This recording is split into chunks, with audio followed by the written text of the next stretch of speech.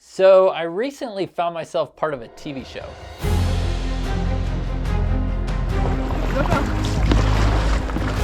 Ooh. Hurry, oh my God. Oh, you all right?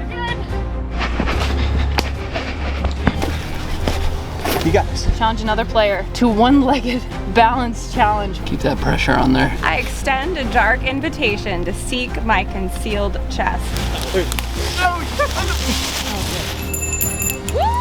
I'm super nervous about this because you lost it. Yep, trying. What was the time? If you win, you can steal 2 items. If you lose, they get to steal 1 item. Oh no!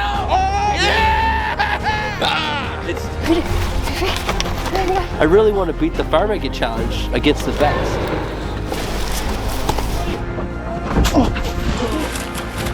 I got it. It's on my You have the lanyard, I have the bag. I've done this a couple times. I don't want to make fire again. Bill, keep right there. Good. Yeah, we crushed him. Going all in. Is it baby. all? Go, got this. Let's get this rolling, because you know until the first person drops off, no one's going to. It hurts. Oh my gosh. And me and you to the final 4, me and you to the final 3. So who's top 3? That didn't do what I wanted. Oh, that's cold. Hot dog. It starts. That was lame! This is more just like, I want the confidence that I did this. It needs the cipher. Very much. I don't know what to do.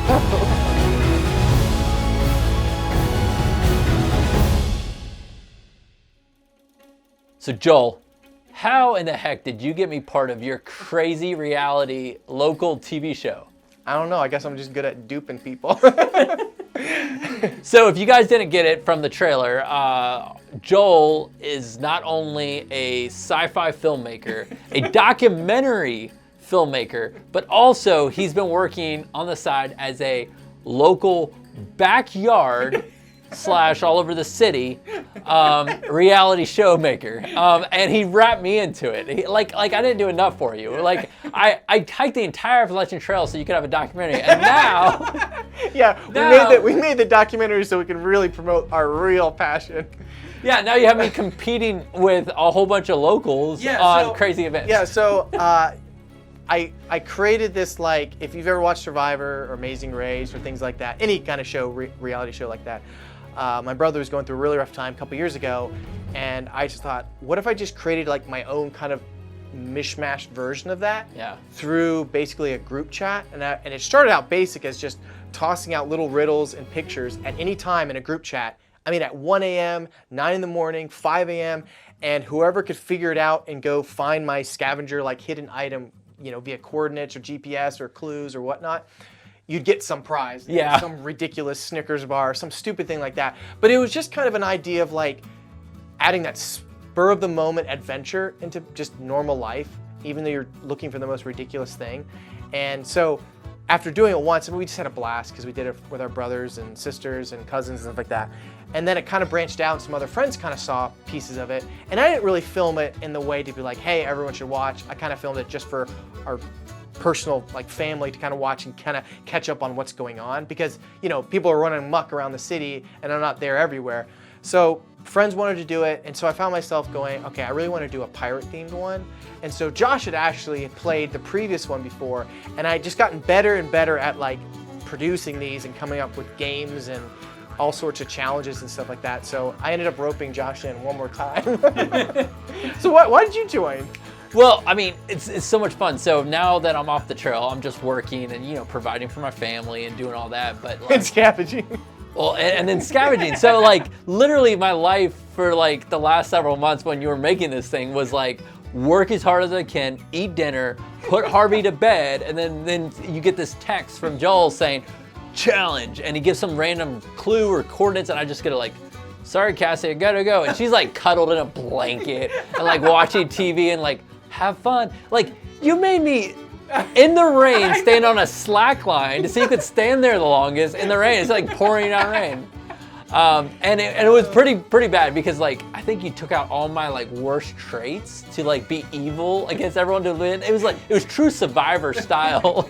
Yeah, it was creating this. So it was this pirate themed where everyone, like the point of this season is essentially to gather as much pirate cursed gold. It's 4. I literally tripled my net worth.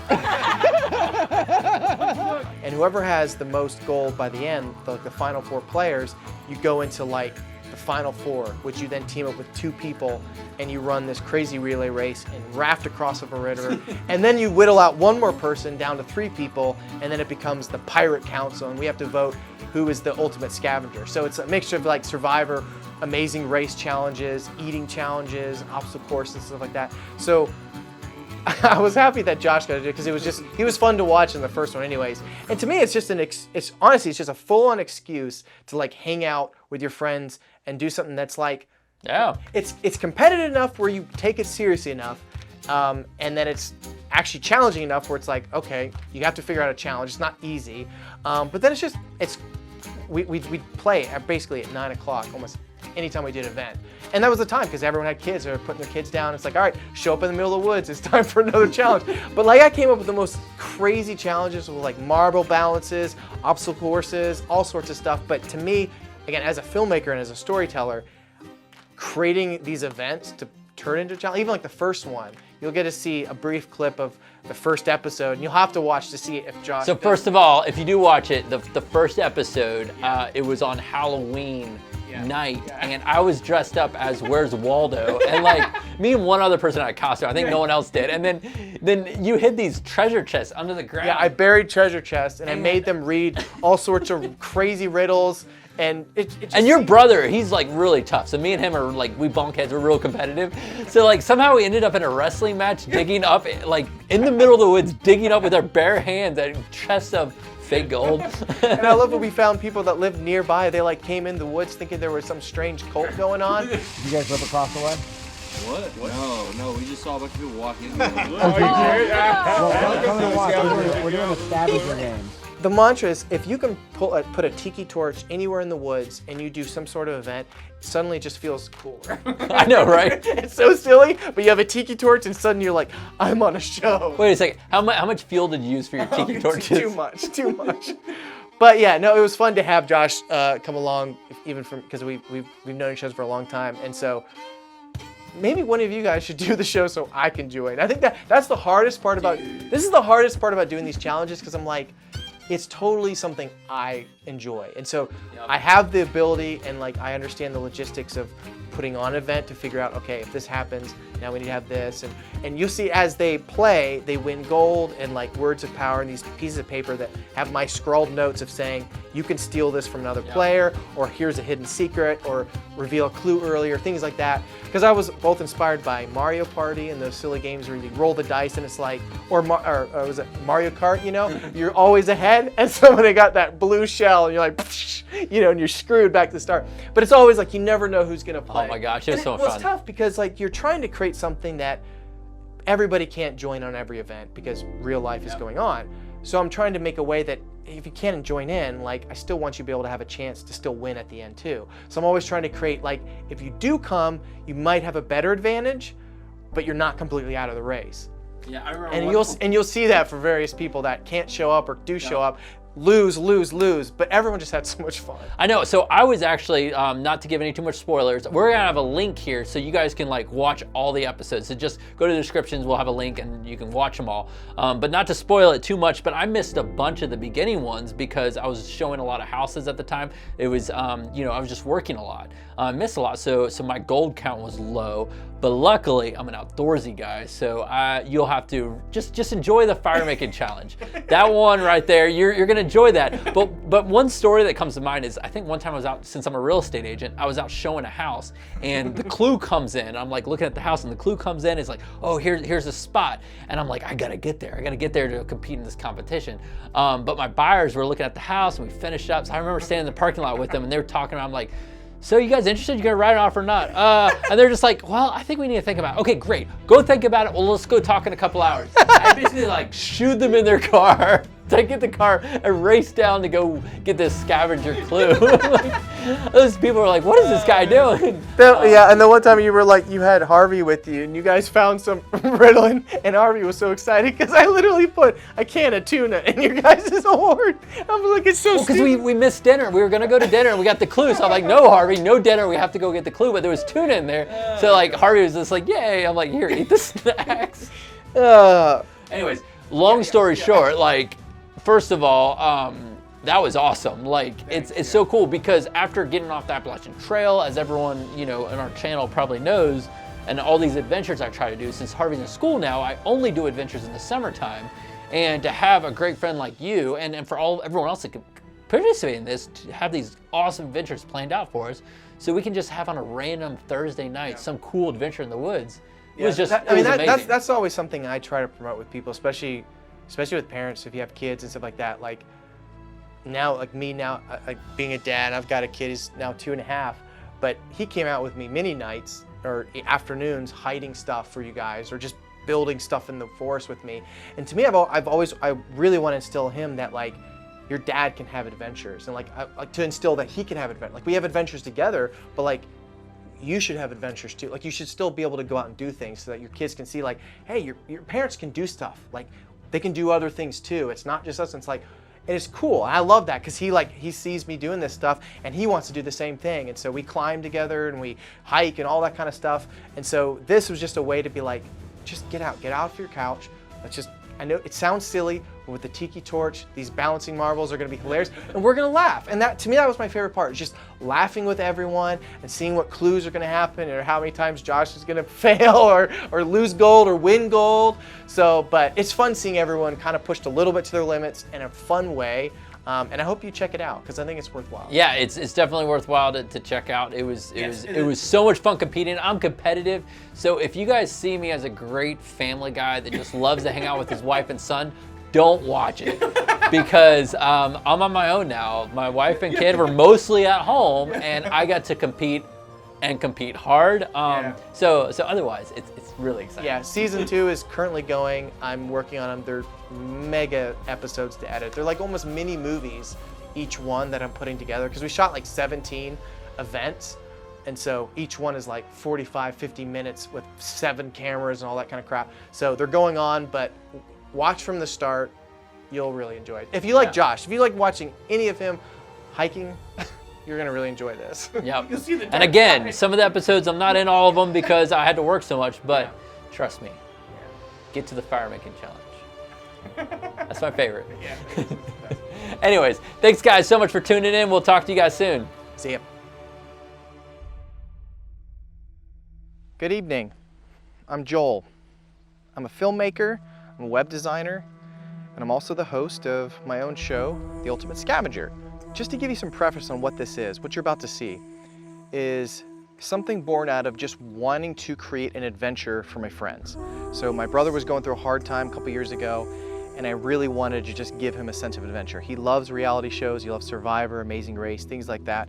And I tried to come up with a way, how can I do this at home around normal people's lives without interrupting that, but still creating a sense of adventure and a bit of a connection and camaraderie with a bunch of different contestants. So what I did is I invited 7 different people, close friends, family, to basically spend super late nights doing random challenges in the middle of nowhere, sometimes in creeks, all sorts of things like that. One of the things I'm most proud of is creating something that people feel like it is worth their time to do it. Because again, everybody in this event, they're not doing this to win some huge prize. They're seriously just gonna win a hat if you become the ultimate scavenger. But the thing I think you do win is throughout this series of events is you're gonna kind of find a little bit more of who you are, that you're a little bit more adventurous than you thought you might be. I want to push boundaries a little bit. I want to make people feel a little bit uncomfortable, and I'm excited for them to be able to be challenged. I want to see that, and I'm excited for it. I hope you will join us. We've got about 16 or 17 episodes that are going to be leading to the final 4, which leads into the final 3, and we'll see who becomes the ultimate scavenger. Let's get started.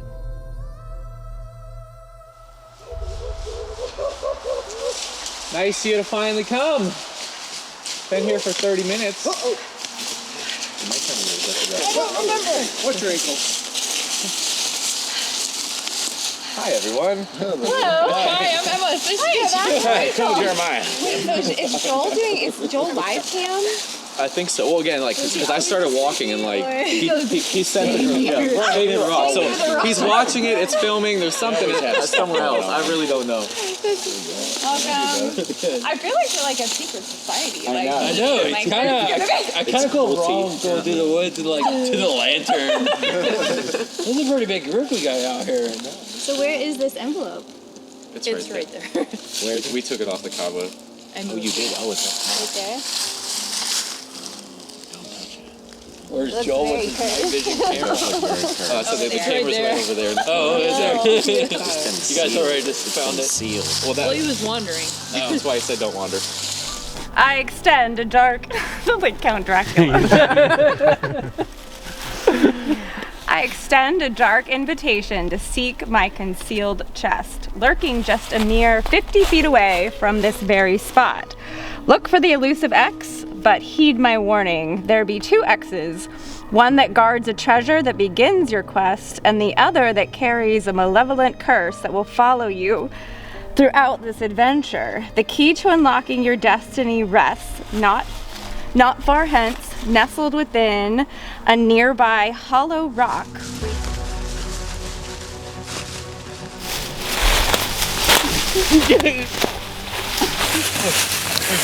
No, you son of a bitch! No! I got it. Oh my god. You're unlocking your destiny as well. Not far hence, The curse. Oh, I don't want to break it.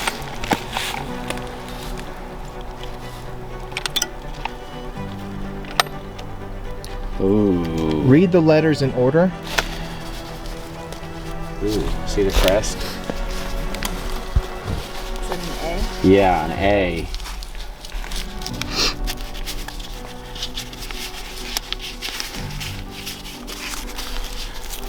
Try not to rip it. Strong fingers. Try not to rip the thing. How much gold? That looks like 5. 5. Ooh, nice. Very nice.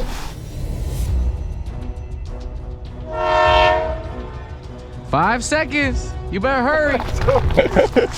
Now I stink at finding these things.